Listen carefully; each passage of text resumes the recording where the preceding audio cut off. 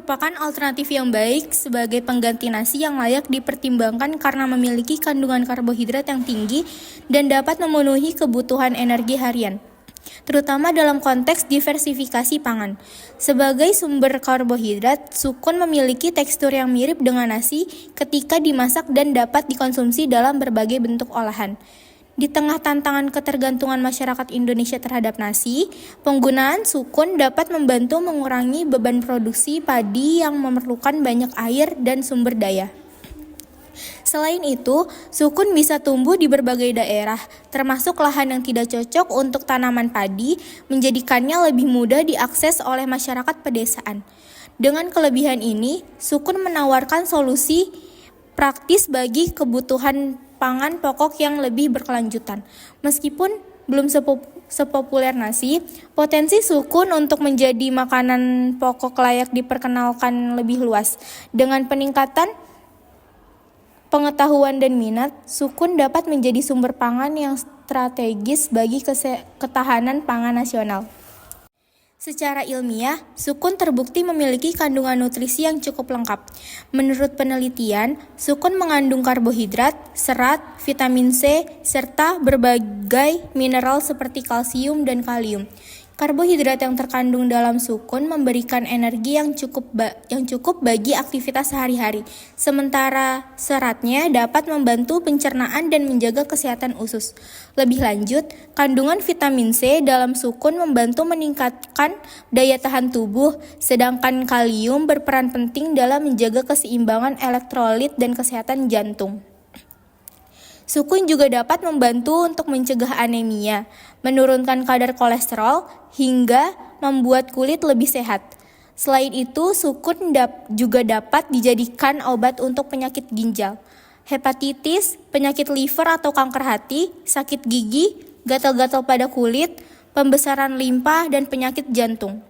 Fakta ini menunjukkan bahwa sukun bukan hanya alternatif dari nasi, tetapi juga sumber nutrisi yang baik untuk menunjang kesehatan. Oleh karena itu, mengonsumsi sukun dapat memberikan manfaat gizi yang setara, bahkan lebih baik dalam beberapa aspek dibandingkan nasi putih. Selain nilai nutrisinya, sukun juga unggul dari sisi ekologis dan sosial. Sukun merupakan tanaman yang lebih tahan terhadap perubahan iklim dan kekeringan dibandingkan padi.